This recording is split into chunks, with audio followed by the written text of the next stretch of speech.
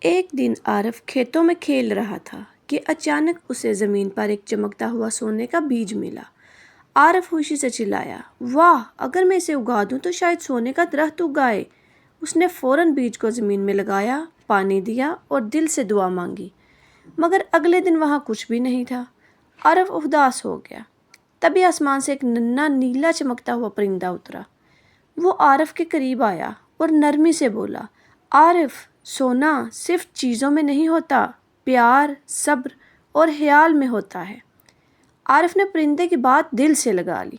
روز بیج کو پانی دیا، اس کا خیال رکھا اور صبر کیا۔ 7ویں دن زمین تھوڑی ہلی اور وہاں سے ایک جادوئی پھول نکلا، چمکتا ہوا، رنگ بدلتا ہوا، مسکراتا ہوا۔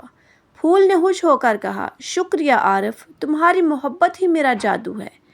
عارف خوشی سے ہنسنے لگا، پرندہ گانے لگا اور پھول جھومنے لگے۔